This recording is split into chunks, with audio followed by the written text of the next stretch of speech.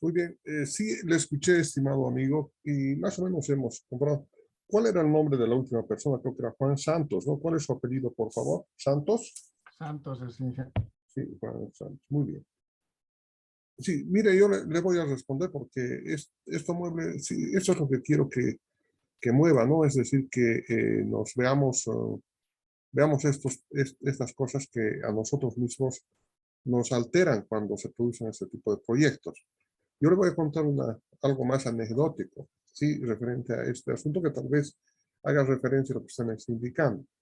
Hace unos años atrás, ¿sí? Juntamente con mi hermano, en una provincia de Chuquisaca, una finca que fue herencia de los papás, y frente a la presión de los problemas que se presentaban en esa época, etcétera, entonces decidimos donar, ¿sí? Una hectárea para que se puedan construir casitas y posteriormente puedan ser ejecutadas estas casitas por el plan de desarrollo de la vivienda que hasta ahora continúa, ¿no? Es casitas que crecen. Bueno, dicho y hecho, se regalaron los terrenos, luego vinieron la construcción de las casitas y se formó un barrio. Entonces, fíjense, ahí se han hecho inversiones, ¿sí? Del agua potable, de la energía eléctrica, y ya casi enseguida del gas. ¿Qué ha pasado con los terrenos, ¿no? Una propiedad agrícola que yo me imagino que en el mejor de los casos tendría un valor de $15,000, por decirles, en esa época. Ahora con la llegada de estos beneficios, de utilities que les estoy hablando, entonces ahora los terrenos ya están en el orden de los $2,000, $10 el metro cuadrado. Entonces, y poco a poco van a ir subiendo. Entonces, en general, estos proyectos que definitivamente no tienen que pensarse en el retorno de las utilidades, ¿no? Para poder cubrir la inversión, sino en los beneficios que se va a dar al conjunto de la sociedad. Entonces, ¿en cuánto tiempo se va a recuperar? Como ustedes verán, hemos hecho un cálculo muy aproximado, 100 años, ¿sí? Pero en los 100 años esa energía eléctrica va a cambiar completamente las condiciones de vida de los pueblos, ¿sí? Mira, yo me acuerdo antes en la ciudad de Tupiza, por ejemplo, funcionaba motores, ¿sí? De la cooperativa de energía eléctrica, pero apagaban entre la 1 y 5 de la mañana, cortaban el servicio, es decir, la ciudad volvía a estar en penumbras. Cuando ya llegó la energía eléctrica por constante, entonces ya cambiaron muchas cosas, ¿no? Entonces ya las fiestas podían durar un poquito más de tiempo, la energía eléctrica inclusive ha abaratado debido a que como ya no tienen que destinar a una energía tan cara, entonces ya pueden aumentar unos panes más al día para llevar a la casa. Entonces tiene una interesante repercusión, ¿sí? En cierto tipo de proyectos y que se los debe analizar desde el punto de vista del análisis socioeconómico. Y vuelvo nuevamente acá para hacer una presentación un poco más estructurada. Como dice el señor, ¿sí?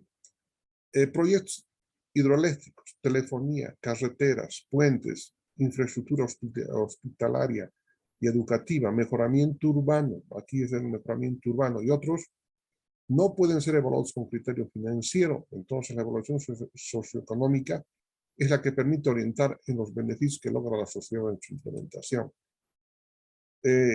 Como decía nuestro amigo, sí, en los barrios de la ciudad del Alto, inicialmente ahí vienen las migraciones. Se ubican en una determinada zona y de a poco, o sea, debido al trabajo de los dirigentes, llega el agua potable. La llegada del agua potable mejora el saneamiento básico, ¿cierto? Las personas ya pueden tomar agua potable, ¿sí? Pueden utilizar agua para la limpieza, para los baños y consecuentemente la salubridad mejora, ¿sí? Ahora, ¿cuánto ha costado hacer aquello? Por supuesto, es del orden de los miles, ¿sí? de dólares, en algunos casos mitad de $500,000, etcétera.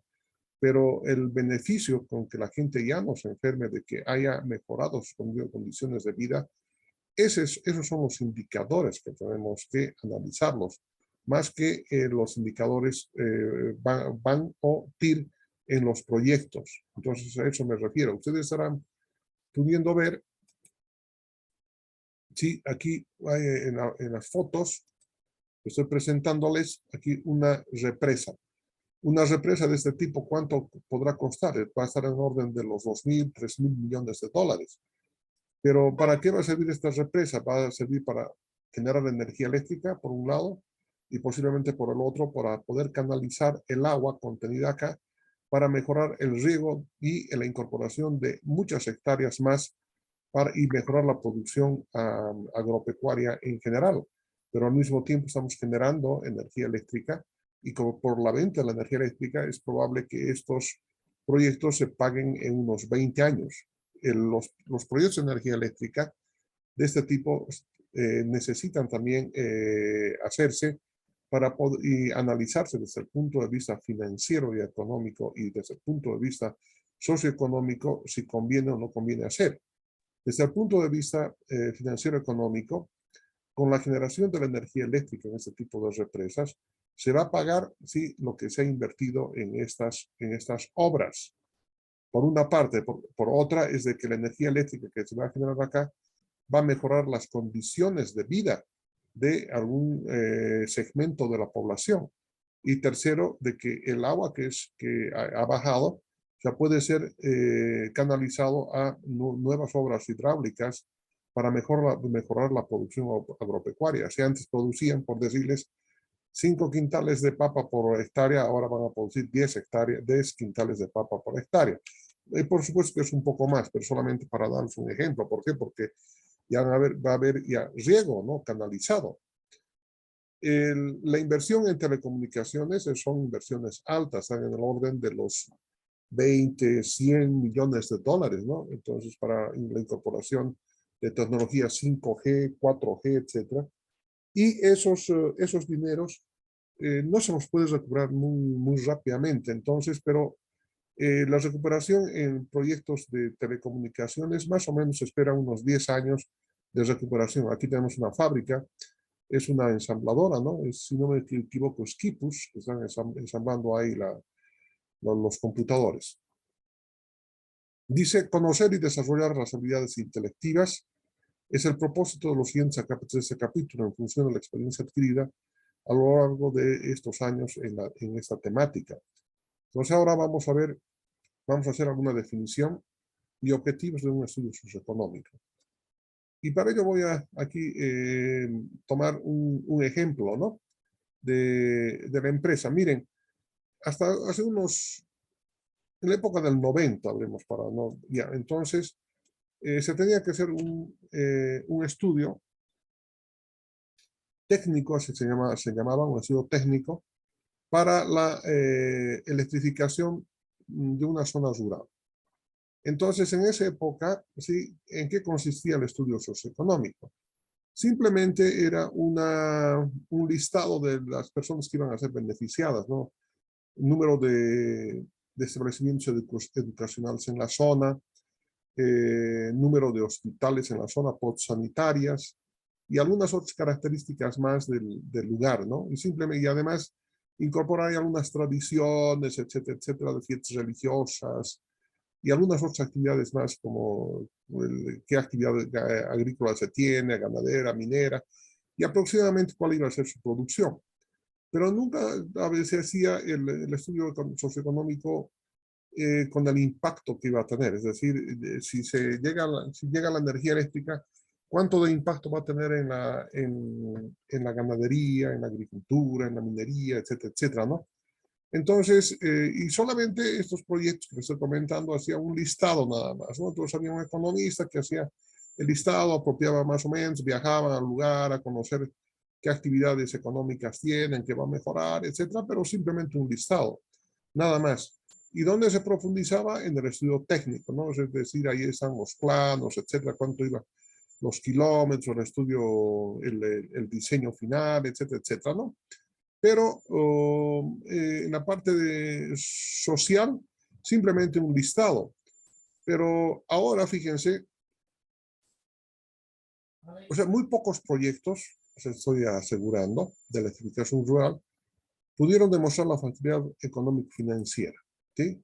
Tal vez la única de ellas fue la construcción de la línea Potosí-Andacaba, que es una mina, ¿no? Por la venta de energía a la mina, y de ahí enlazar al sistema de dotación de energía eléctrica a una región que se llama Toropalca, ¿no?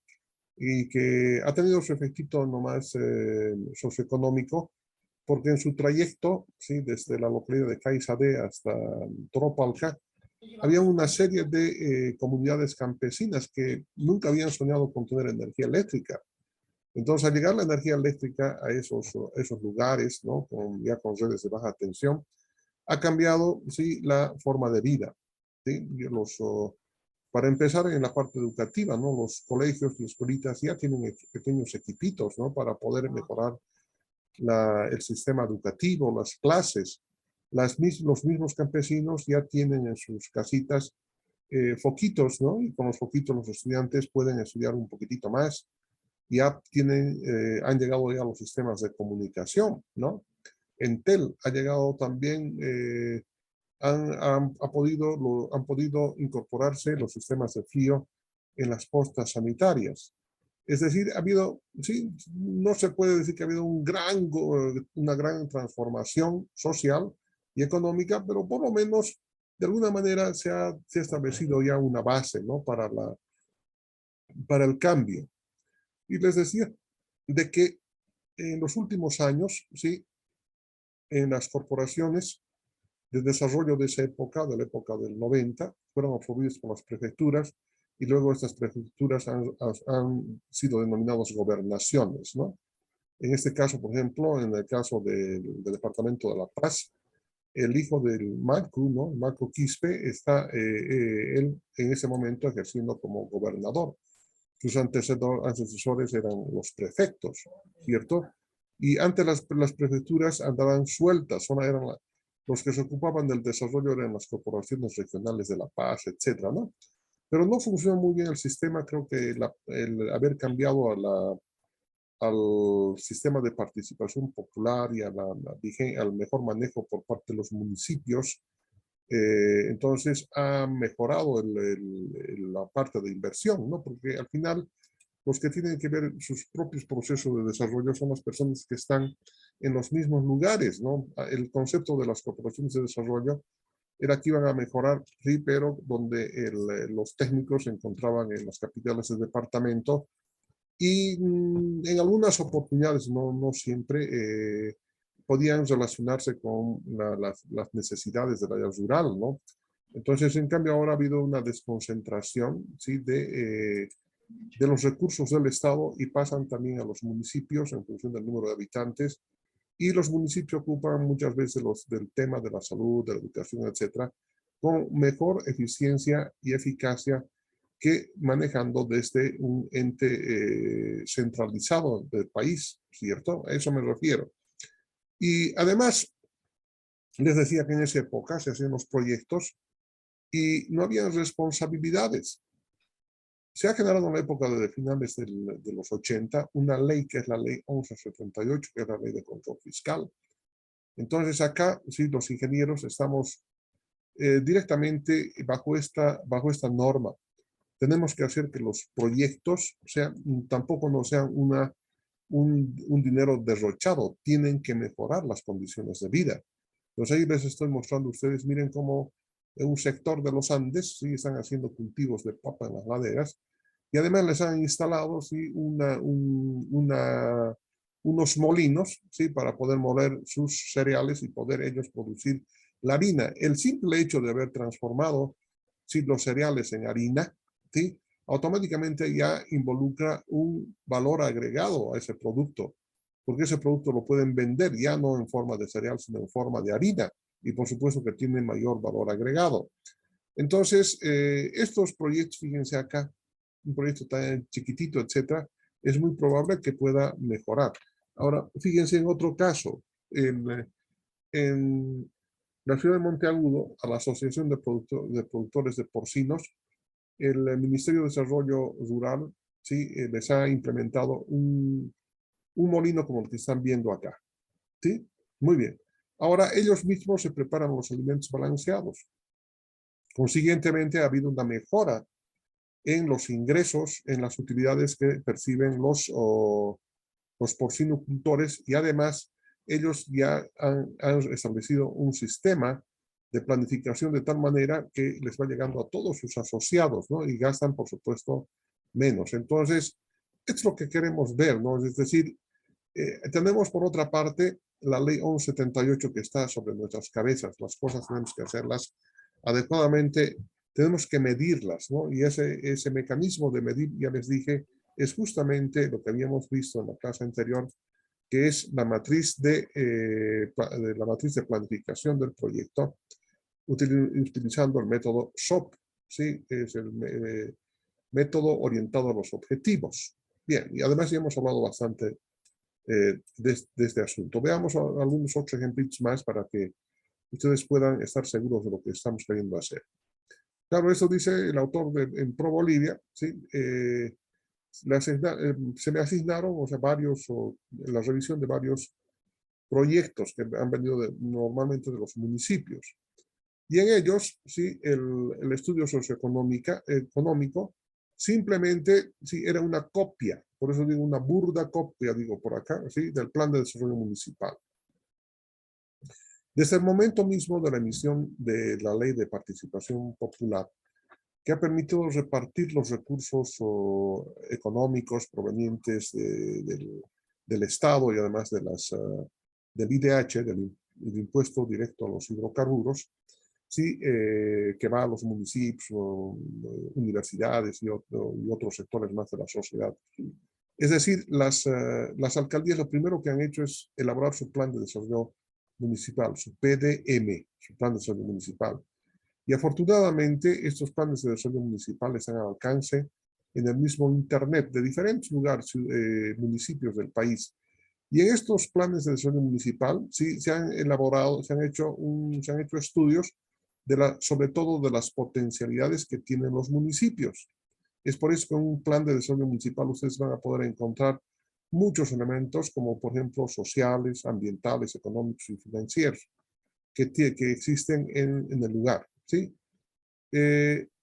No se trata en el estudio financiero económico de hacer una copia pues, de lo que ya se ha hecho, ¿no? en el PDM. Dice así: la propuesta de este tema solo alcanza a conocer metodológicamente la heurística del cálculo del indicador índice de desarrollo humano. No se van a confundir con el IDH, que es impuesto directo a los hidrocarburos. En nuestro caso es el índice de desarrollo humano, que es muy importante, les voy a explicar por qué. Y las potencialidades económicas que pudieran ser aprovechadas en el proyecto. Son dos objetivos en este tema que estamos desarrollando la clase de hoy. Inicialmente, sí, las potencialidades económicas que pudieran ser aprovechadas por el proyecto, que hay que describir. ¿Dónde se encuentran estas potencialidades económicas? Justamente en lo que les había comentado, en los planes de desarrollo municipales. Ahí tienen ustedes ya, y los van actualizando estos planes cada 5 años aproximadamente, porque tienen que volver a hacer un nuevo plan. Los planes de desarrollo municipal se elaboran para 5 años, entre 4 o 5 años, y a partir de los planes de desarrollo municipal, entonces se generan los POAs, los planes operativos anuales o plan anual operativo, como quieran llamar. Entonces, ahí podemos encontrar esta segunda parte. Y voy a hablar a continuación sobre esta segunda parte para concluir con el cálculo posterior del índice de desarrollo humano. ¿Cómo se puede definir el estudio socioeconómico? Dice, es el análisis de la dinámica de la población, la estructura demográfica, el estado de la salud humana, los recursos de infraestructura, además de los atributos económicos, empleo, ingreso per cápita, el comercio y el desarrollo industrial en el área del estudio. Dependiendo de la profundidad que se quiere en el proyecto, puede interactuar en su elaboración teorías y métodos de sociología, economía, historia y medio ambiente, lo que demuestra la complejidad de la multidisciplinariedad del enfoque. Entonces, reitero nuevamente, dependiendo para qué se está haciendo el estudio socioeconómico, ¿no? Y además, ¿cuál tiene que ser el nivel de profundidad, sí, para poder presentar una base de sustento social y económico al proyecto? En algunos casos, para proyectos pequeñitos, no es necesario, pero cuando ya la inversión es elevada, tiene que tener un impacto, y ese impacto es el impacto socioeconómico del que estamos hablando. Pero no solamente, atención, elementos de economía, sino que pueden entrar historia, medio ambiente, etcétera, ¿no? A esta parte del estudio socioeconómico. Entonces, definimos, ¿no? ¿Qué es el estudio socioeconómico? Es el análisis de la dinámica de la población, el estado de la salud humana, los recursos de infraestructura, además de los atributos económicos, empleo, ingreso per cápita, comercio y el desarrollo industrial en el área del estudio. Necesariamente tiene que haber, sí, tiene que haber debe existir, sí, tenemos que estudiar la dinámica de la población. Y evidentemente esta dinámica de la población, o sea, por los que entran, salen, hay regiones en el país donde la cantidad de personas que salen de nuestras fronteras hacia Chile, por ejemplo, es grande. Prácticamente viven en Chile y solamente los padres son viejecitos, las esposas y los niños se quedan en las poblaciones bolivianas hasta que se ubican bien y después se los llevan también, ¿no? Y convierten, al cabo de un tiempo, se convierten en chilenos, ¿sí? La estructura demográfica, es decir, cuántas personas por edad, por sexo, hay estudios ya de este nivel y los PDMs también, haciendo referencia muchas veces al Censo Nacional de Población y Vivienda, que se va a efectuar en noviembre de este año aquí en nuestro país, se permiten conocer esta estructura demográfica, es decir, dividido por edades, por sexo, etcétera, etcétera, ¿no? También necesitamos conocer el estado de la salud humana en la región. Y para nosotros este es un marcador muy importante, el estado de la salud humana, porque lo que queremos saber es, ¿para qué se establecen los servicios de salud? Para prolongar la vida humana, ¿cierto? Entonces, en este sentido, lo que se va a hacer un poquito más después es determinar los indicadores, ¿no? El promedio de vida, la esperanza máxima de vida en una determinada región para poder encontrar el índice de desarrollo, de desarrollo humano, que vamos a ver un poquito más allá. Los recursos de infraestructura, es decir, un país es mucho más poderoso o una economía es mucho más poderosa cuando tienen recursos de infraestructura. Ustedes, como nos están bombardeando, sí, desde Ucrania con las escenas de guerra, qué pena, ¿no? Pero ahí nos hemos podido dar cuenta de que resulta que Ucrania había sido un país altamente desarrollado, ¿no? Han visto esa infraestructura que tienen los ucranianos, es de dar envidia, ¿no? O sea, nosotros estamos ya fuera de escenario, en otras palabras, ¿no? Fuera de escenario porque, miren, han visto esas autopistas, esos aeropuertos, etcétera. Nosotros estamos dando los primeros pasos. Miren, ahí ya era un país, o es un país altamente desarrollado. Bien. Entonces, por lo que acabo de decirles, se concluye que los objetivos de un estudio socioeconómico, para los fines del manual que estamos estudiando, dice tiene que ser determinar las potencialidades económicas del área de estudio. En este caso, minería, agricultura, potencialidades turísticas, hidrología, etcétera, etcétera. ¿Cuáles son los bosques, la existencia de animales silvestres, etcétera, ¿no? Y finalmente, establecer el índice de desarrollo humano del área de estudio y sugerir una estrategia pertinente con el proyecto. Este índice de desarrollo humano, que va sonando ya durante algunos minutos en esta plática, debo indicarles que va a ser el objetivo final de este proyecto. Muy bien. Ahora seguimos. Sí, adelante, dígame. ¿Alguien quiere intervenir?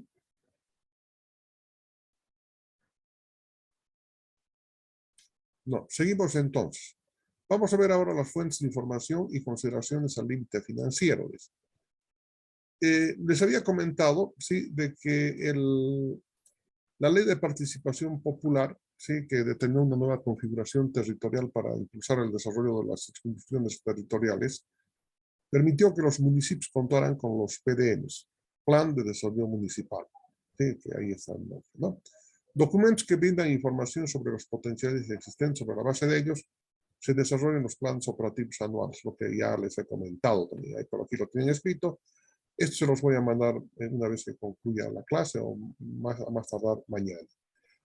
Analizados los PDM de varios municipios, dice, el autor observó el esmero en la catalogación de sus potencialidades, descripción del estado actual de la materia en materia de desarrollo humano, desarrollo institucional y otros aspectos, presentados en ilusiones del lujo. Y es evidente, miren, ahí está el plan de desarrollo municipal, sí, de mi pueblo. Ahí está, ¿no? El plan de desarrollo municipal de Camataquí, 2018-21. Este año ya tiene que ser otro plan de desarrollo anual porque ya ha cumplido su función, ¿no? Este material es la fuente secundaria más cercana a la realidad. Entonces, ustedes para hacer un estudio socioeconómico, que es la tarea que les voy a pedir, pueden entrar ustedes a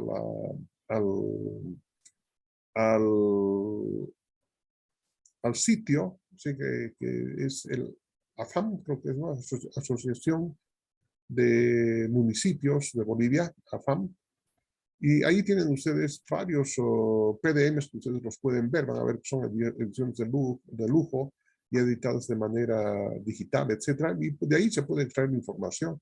Y por supuesto que es bueno porque es la información secundaria, se supone que es una información fidedigna, no creo que los municipios alteren ese tipo de información, sería inconsecuente y catastrófico, además un engaño sería. Así que tomen esta información de los PDMs como información certera, cierta, por lo menos la más aproximada a los casos que hoy día tenemos que ver. Pero cuando se trata de un proyecto serio, esta información de fuente secundaria tiene que corroborarse y por lo tanto el equipo tiene que ir al lugar.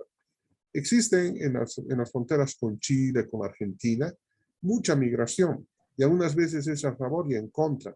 En este momento, por ejemplo, en las localidades del sur de Bolivia, donde se produce un éxodo permanente, donde se producía un éxito permanente a la República Argentina, sobre todo a Buenos Aires, Mendoza. En los últimos años, me imagino que desde la llegada de los señores Kirchner Fernández, luego la presidenta Fernández y ahora el otro presidente Fernández, definitivamente y con el índice de inflación que tienen, que es casi del 58% anual, de índice inflacionario, es decir, la pérdida de valor del dinero, ¿no? que tienen ellos, en pocas palabras. Entonces, ya no se va la gente, ¿no? de los pueblos del sur. Dicen, no nos conviene ir porque vamos a trabajar allá como obreros, como chinos, y lo que ganamos apenas nos alcanza para poder comer. Entonces han empezado a volver al país. Entonces hay mucha movilidad, sí, en algunos sectores de la población que se van a Chile, se van a Argentina, otros van al Brasil, o se van a las ciudades en definitiva. El grave problema que estamos, con el que vamos a sopesar en este momento, y no es que yo diga, sino que también le escuché hablar a un experto en materia de censo de población y vivienda. Es decir, lo que tenemos que evitar en este momento en la ciudad del Alto en especial es de que las poblaciones, los pobladores de la ciudad del Alto vuelvan a sus pueblos para ser censados y decir además tienen que volver necesariamente a sus pueblos porque si no vuelven a sus pueblos a hacerse censar, o sea, les quitan sus permisos, los derechos a turno de agua, etcétera, ¿no? Entonces se ven obligados, entonces de la ciudad del Alto te van a salir aproximadamente, si no me equivoco, en el orden de los 100.000 ciudadanos se van a ir a hacer empadronar en sus pueblos, ¿no? Están en el altiplano, en el trópico, en los yungas, etcétera, etcétera. Y desafortunadamente, sí, la ciudad del Alto no va a poder llegar al 1.000.000 de habitantes y consecuentemente existe un mecanismo de distribución de los recursos del Estado por el IDH y por además por las recaudaciones de impuestos y si tienen menos población entonces van a recibir más plata. Después van a retornar, ¿sí? Los amigos que se fueron a sus pueblos y que van a beneficiar, por supuesto, los municipios porque van a haber un número de habitantes de 20.000, etcétera, ¿no? Cuando en realidad lleguen a 5.000 nada más en todo el año, Por supuesto que los municipios y los alcaldes de esas poblaciones van a tener mayores recursos para sus inversiones, pero la ciudad alto va a quedar en detrimento de la ciudad alto, ¿cierto? Porque el número de habitantes va a ser menor, van a volver y van a empezar a presionar, como decía el amigo que intervino en ese momento, queremos agua potable, queremos agua y alcantarillado, que queremos eso, que queremos el otro. Entonces ahora se está viendo un mecanismo de tal manera que se pueda entregar, ¿sí? Por distritos, ¿no? Y por sectores del distrito, de manera que si en el distrito 12 o 15, por decir algo, resulta de que normalmente hay 20.000 habitantes y se fueron a votar 15.000, entonces solamente va a quedar 5.000 en Ciudad del Alto y así nomás van a tener que aguantarse, ¿no? En el momento de reparto equitativo del dinero en función del número de habitantes. El número de habitantes es un factor muy importante en el tratamiento de este concepto del estudio socioeconómico. Con esto no quiero hacer nada más que comentarles lo que he escuchado esta mañana y las medidas de prevención que se van a tomar para este asunto. Ni no es que pase solamente en la ciudad de Alto, en la ciudad de Potosí, en la ciudad de Sucre ocurre lo mismo, ¿no? Es decir, en la ciudad de Sucre viven 250.000 personas, si no me equivoco, el 30% vienen de las provincias, y cuando hay censo de población y vivienda, se van esas personas. Sucre llega a tener 180.000 habitantes, ¿no? Supuestamente, pero que después que termina el censo vienen y exigen. Entonces, ahí se desconciertan los alcaldes, dicen, pero si solamente se han contabilizado 180.000 habitantes, ¿de dónde salen ahora 250.000? Entonces, esta práctica, sí que la veíamos venir, va a tener algunos cambios, ¿sí? Tal vez para beneficio de las ciudades. Bueno, de todos modos es así, pero por el otro lado también ocurre, y es completamente cierto, ¿no? Si uno no se va a hacer censar yo también vengo del campo, si no vamos a hacer censar o damos a quiescencia que pongan un número y digan están viviendo aquí fulano de tal, porque así más o menos funciona el sistema, entonces nos quitan pues, el derecho al agua, el derecho a opinar, etcétera, etcétera, ¿no? Entonces es una situación bien especial. Bueno, de todos modos yo los comento aquí. Dice, habíamos quedado que los PDMs, sí, tenemos que suponer de que esa información que está contenida en estos estudios es información real, fidedigna y consecuente como fuente de información secundaria, sí podemos tomar esos PDMs como fuente de información oficial. Habrá unas pequeñas distorsiones, etcétera, pero normalmente, sí, normalmente esta información es la mejor que tenemos a mano.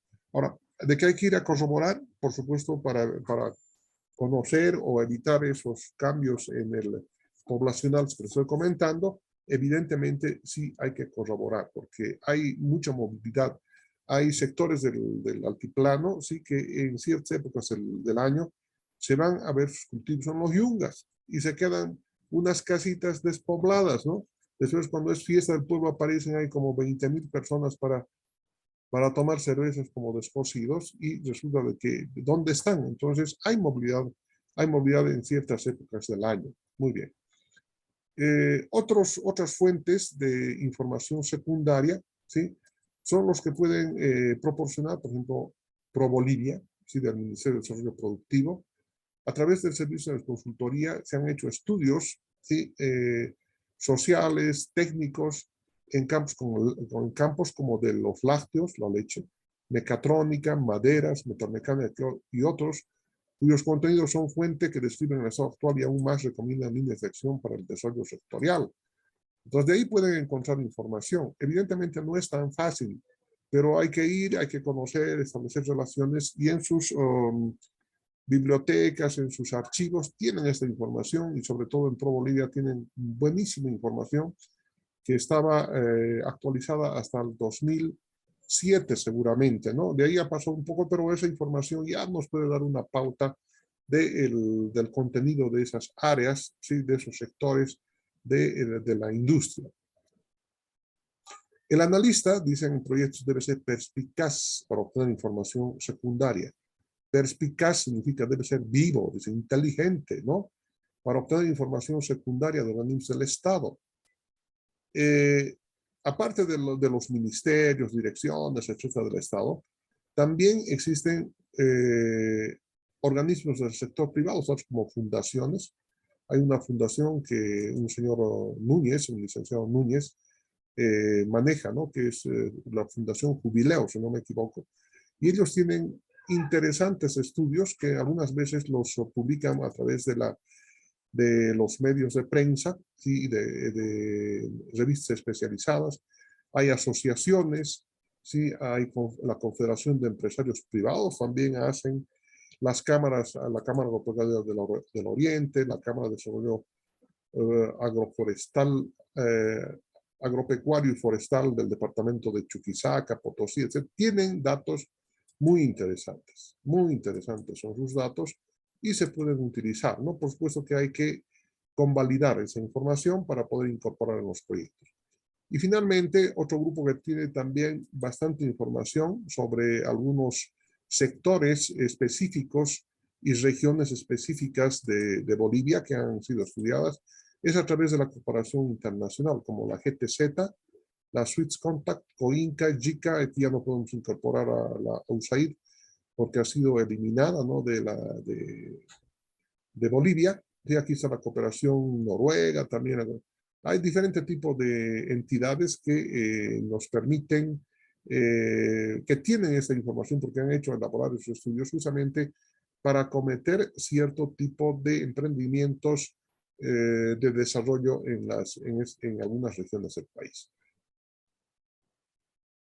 Una vez que se obtiene esa información de fuente secundaria, reitero nuevamente, PDMs, ministerios, el Instituto Nacional de Estadística, es decir, de diferentes lugares, ¿no? Por eso digo, tienen que ser inteligentes para poder encontrar esta información. De eso se trata. El investigador es una persona que ingresa a averiguar, sí, muchas veces a un campo oscuro y tiene que entrar primero a tientas sin saber por dónde va, pero poco a poco se va estructurando la información, obteniendo de un lado, del otro lado, utilizando los métodos inductivo y deductivo y analítico y sintético. O sea, podemos estructurar la información de tal manera que podemos utilizar en nuestro estudio que estamos indicando. Pero si esta información obtenida de fuentes secundarias, dice, se tiene que corroborar, corregir o actualizar la información a través de ¿qué? A través de la observación. Estos son los métodos que les habíamos indicado en la primera parte de esta asignatura que vamos a volver a utilizar. La observación, las entrevistas, las encuestas y los métodos teóricos que acabo de comentarles, ¿cierto? ¿Para qué? Para poder estructurar información proveniente de fuentes secundarias. Muy bien. El cimiento en la construcción de un proyecto debe ser lo más sólido posible. No podemos suponer o aseverar algo que no está constatado. Mucho cuidado con eso.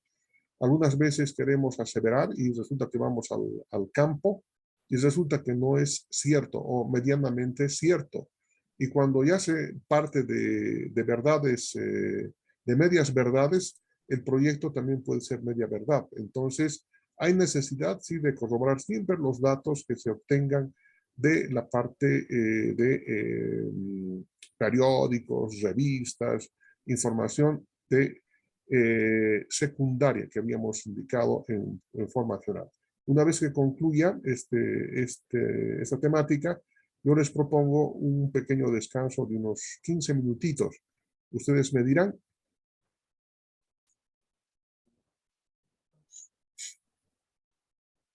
Está bien, Inge.